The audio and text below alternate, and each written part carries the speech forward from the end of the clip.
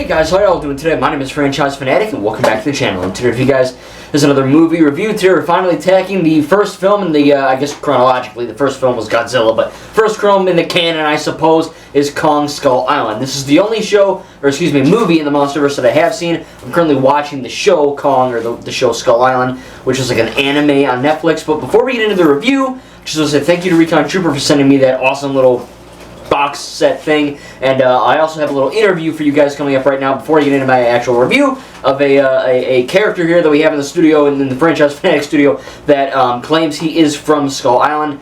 So I don't know. Let's see what this is. I don't know. Then we'll get to the review. But he came to the thing, and he was like, "Franchise, you got to get me on. I got to talk about Skull Island." So I was like, "All right, let's do it. Let's see what happens." I don't know. Hello. Yeah. Are you Chet? Yes, I am Chet. I am from Skull Island. And how's it like on Skull Island? Very good. We have 4-star buffet and hotel. You have a hotel in Skull Island? Yes, it is right next to my house, which is the hotel. Okay. Well, have you seen Kong on Skull Island? Oh yes, Kong is my mother. Your mother? I'm your father. Oh, your father. Okay. Yes. Is that it? 'Cause I gotta do the review, Chet. I gotta do the review. What? The review. What review? The review of the movie. Movie.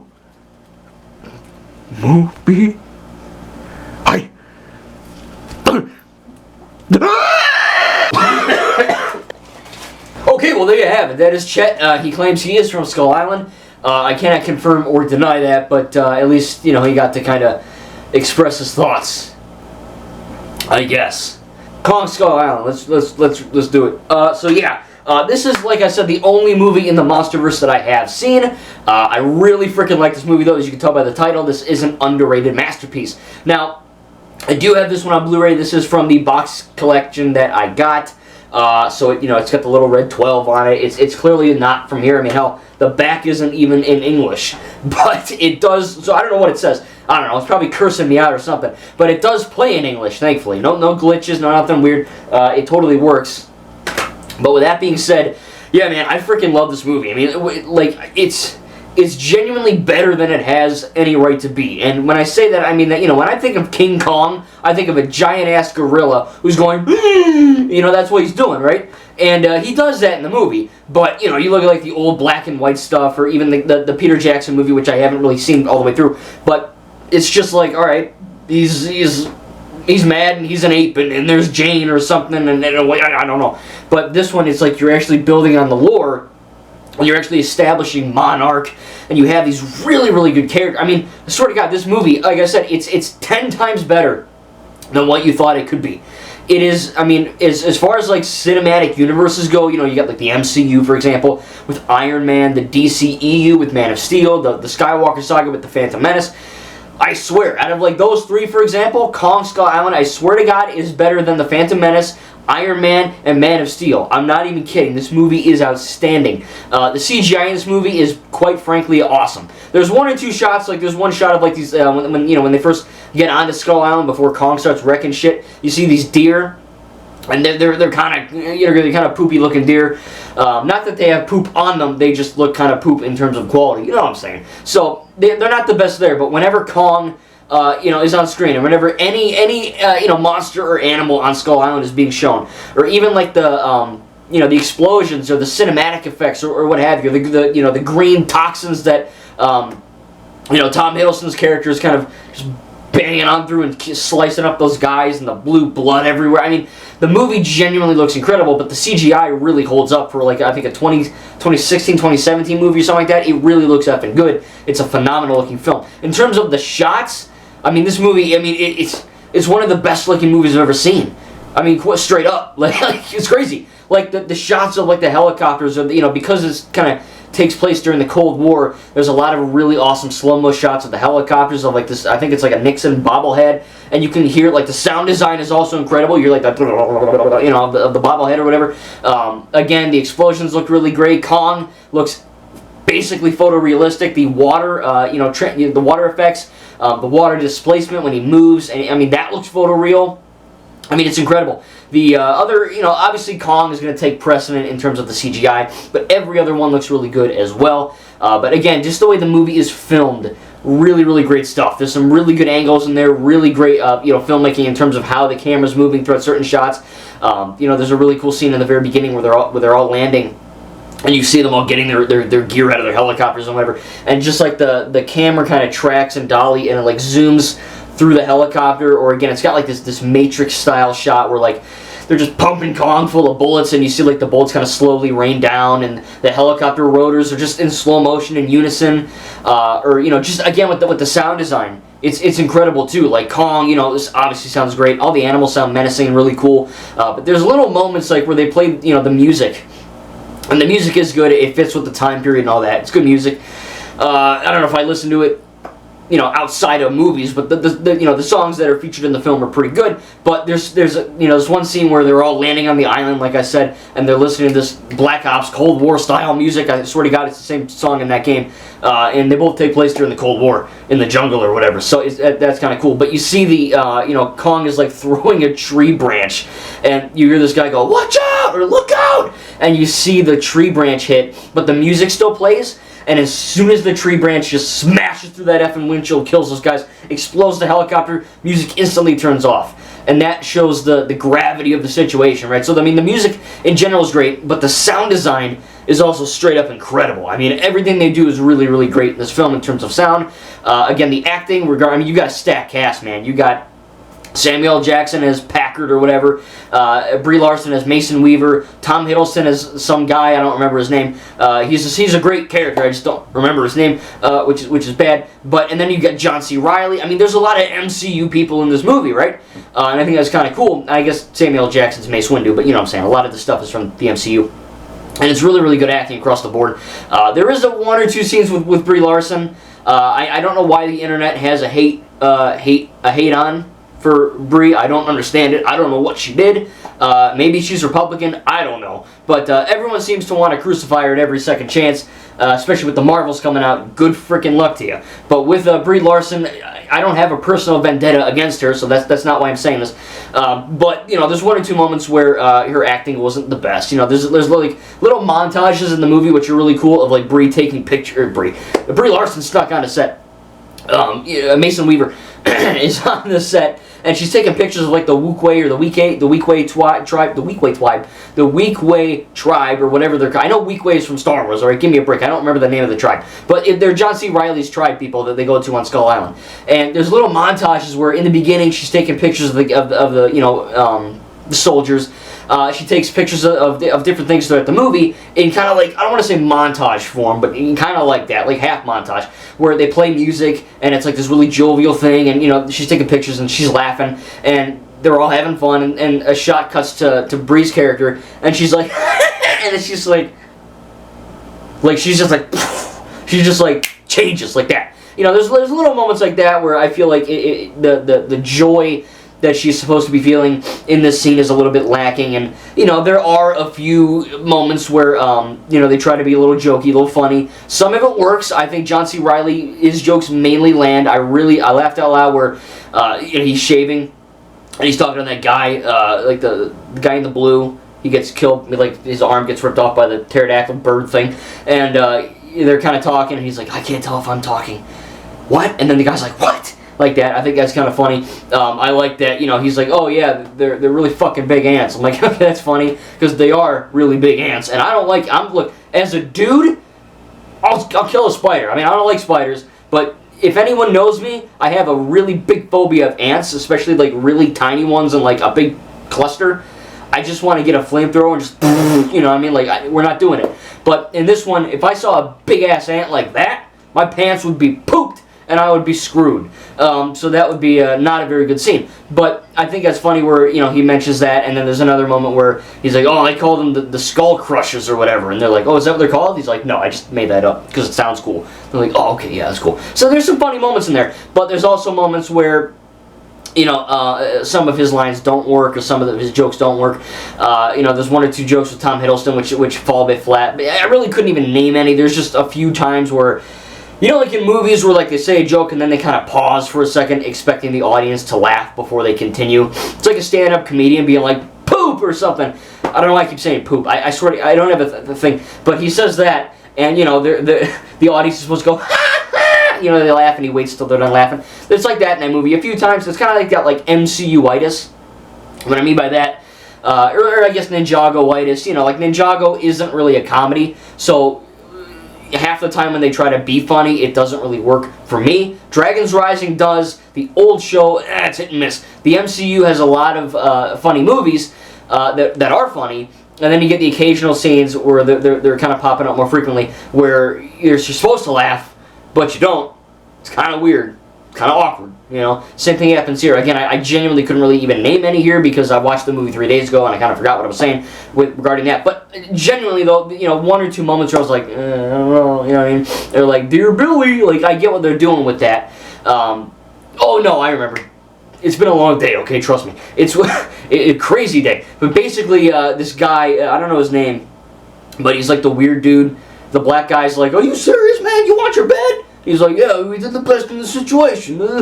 Some of his jokes are funny. It's the guy from Joker, okay? One of the cops from Joker where he's dancing on the stairs. That guy. And the one dude's like, really, dude? Like, is that the only thing going through your mind? So some of his jokes work, and then a lot of his jokes, he's like, my mother told me that, man. My mother told me. And he's like, oh, that...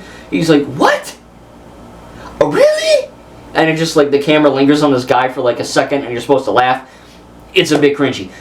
His death is funny, but it's also really effing tragic because he takes these 2 grenades out thinking, this big-ass monster's gonna eat me, so it's gonna swallow me and the grenades. I'm gonna let my buddies roam free.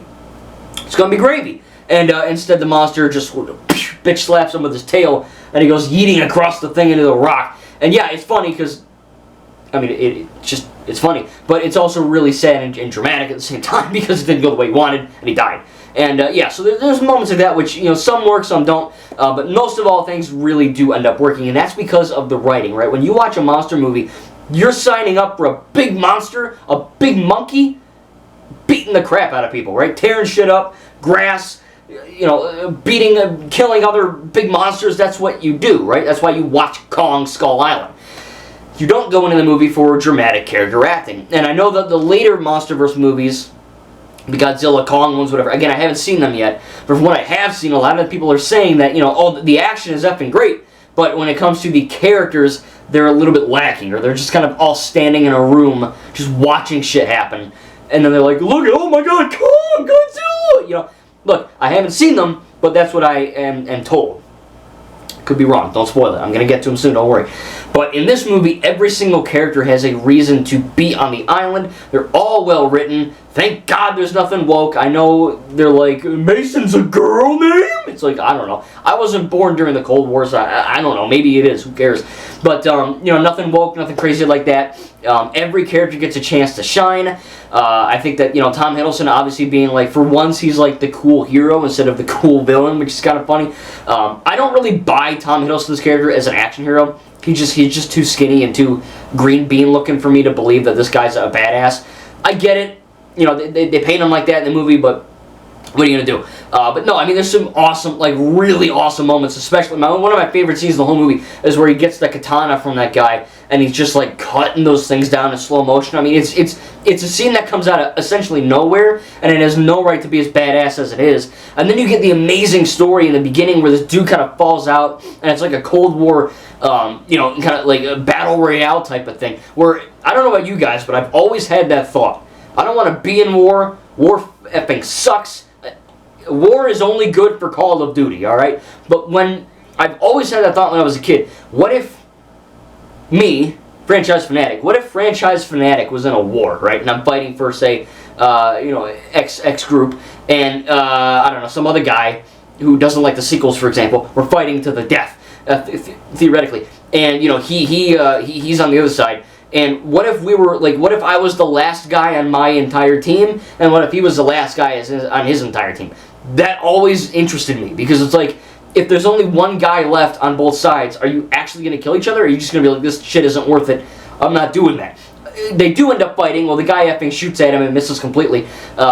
I guess he doesn't have aim assist on. And then the other guy misses, doesn't, whatever. And then he just chases him with a freaking katana and a knife. And Kong intervenes and all that, so it's a cool setup, And then it's revealed later who those guys are and what happened to them and why John C. Reilly's character is on this island. And that's really great stuff, because again, it starts in such a crazy way. You're like, what the fudge is going on? And then the monkey shows up and you're like, oh yeah, Kong. I thought I paid for I thought I was watching Dunkirk, or something like that. And then it finally goes down, and then you get these little, tidbits here or there, and when it finally clicks, you're like, oh man. And then of course the movie really kind of ends on a genuinely touching and heartwarming note, where I didn't cry this time, but when I first saw it, I kind of teared up, because it's like, wow, this guy. And it takes a lot for me to cry at a movie, right? I barely cry at movies. I cry at Ninjago like a little baby, but I don't cry at movies barely. I don't know. But basically, I kind of teared up first time I saw this, because this dude's been trapped on this hellhole island for God knows how long, and he's finally home. He meets his wife again, meets his son, who's now an adult, and he's finally, he mentions that, nothing's better than just drinking a beer, having a hot dog, watching baseball, and at the end of the movie, he's finally doing that, and the way they kind of show that through, like, the old lens style, the artistic vision in this movie is unmatched. I mean, it's phenomenal. It's a good-looking movie regarding CGI and shot-wise. The editing is amazing. The music is great. The acting, for the most part, is really great. The writing is good. Seeing Packard kind of go insane as the movie progresses. I understand where he's coming from, though. Like, he loves his country, and he believes that America is the best, which I think we are.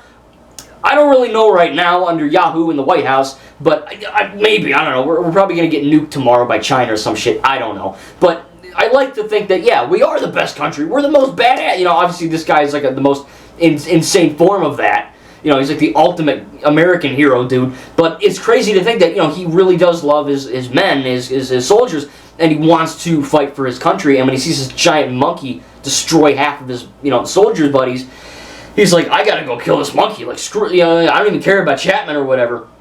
Which, by the way, Chapman is the most stupid-ass death in the whole movie. Just like, what's that over there? Chomp, dead. It's like, alright. It is tragic, because the whole Dear Billy thing, I like how that's kind of being integrated regarding, like, the banter and all that. It's cool. When he just dies like a baby. But then you get, Packard, who is genuinely losing his freaking mind, and, like, the last thing he sees, or, I love how it kind of starts as, like, you see this shot of Kong tearing apart this Apache helicopter, and his eye is through the center, and, the shot where, like, the camera rises up on Packard's hands, and he kind of forms him into a fist. I mean, it's like the ultimate Tom and Jerry thing, you know what I mean? It's like, I gotta kill this guy. It's literally Tom and Jerry, but on Skull Island, and it's a dude versus a monkey, basically, instead of a cat and a mouse. But it's kind of the same exact thing, and then he just dies with a poof, just squashed like a grape. And I think that is a fitting and kind of humorous end, because yeah, I mean, the guy was nuts, but I understood where he was coming from in a way. Like, yeah, if I was in charge of these soldiers, I would want to avenge, kill the big monkey too. Again, always, it seems with Kong, he's never, he's the marginalized one, if I could say that without getting canceled or whatever. Or maybe they'll like that word, I don't know. But basically, what I'm trying to say is that, Kong is always, like, I swear to God, if aliens came down from Mars, like, today, and were like, we come in peace, we have the cure for AIDS or whatever, we would just be like, we just fucking kill them. Like, I mean, that's it. We just shred the aliens, I don't care. Biden would be like, nuke, and we just kill them all, or ice cream, and just, kill them all. But in terms of the movie, yeah, whenever they see a giant monkey the size of 1,000,000 skyscrapers, of course you're going to start shooting at it, but obviously Kong is not the villain, he is the protector, he's quote-unquote God on this island. And I think that is a really cool way to kind of portray him, instead of just, falling for Jane or whatever. And they kind of do that a bit where Mason falls in the water and he grabs her, and, Mason really shows the monkey, Kong, compassion and all that. And some really touching stuff in there. So all in all, man, Kong Skull Island, like, it's a genuinely great movie. Like, every time I rewatch it, I'm just like, I'm wowed by it. I'm like, this is a damn good movie. Like, whoever didn't see this movie, you gotta see this movie. Like, man, it's awesome. I don't care if you like Kong. You gotta watch this movie. It's phenomenal. Again, the editing, the music, the acting, the CGI, the plot devices, the way it's all edited together, the shots. I mean, everything about this movie works. Yeah, there's the occasional joke or two that doesn't work. There's one or two moments from Brie Larson's character that isn't necessarily holding up to the scrutiny of every other actor. It's not a perfect movie, but in my opinion, I believe it truly is an underrated masterpiece. I mean, it's a very well done film, and I'm almost scared to say this, but I don't know if Godzilla and the other movies or the Skull Island anime, I don't know if they can beat it. Like, this is such a high standard for the beginning of the MonsterVerse. I don't know, what's going to go on from here. I mean, I hope they're just as good, if not better. But this movie really, really took me by surprise. Again, every time I watch it, I'm just reminded how awesome this film is. So I'm going to give Kong Skull Island an A, very close to an A+.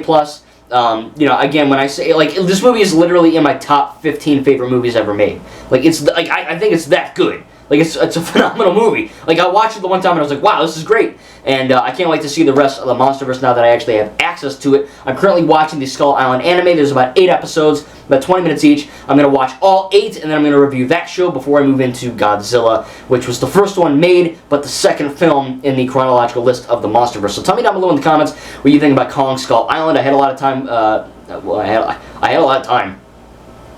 I didn't actually. I didn't have any time. I'm very, very busy, but I had a lot of fun with this film, and every time I watch it, man, I'm just like, yeah, this is a good movie, like, man. So I'm hopeful that the other ones will, hold up to the standard bar that I, have with this film, because, man, it's close to being A+, man. Really, like, I really think there's a lot to love about this movie. And again, I love the Cold War aesthetic, but even take that away, it's just a really, really good product of a film. And every time I watch it, again, I'm just reminded how epic this film is in terms of the plot, the characters, the setup, the executions. It's just not like executions, the execution of the movie. I think it's really, really good. And again, I'm very excited to see what the rest of the MonsterVerse holds. Thank you guys, and we'll see you in the next video. And thanks to Chet. I don't know where he went, but I'm sure he's here somewhere hiding in the walls or whatever. He'll show up again soon. Anyway, we'll see you guys later.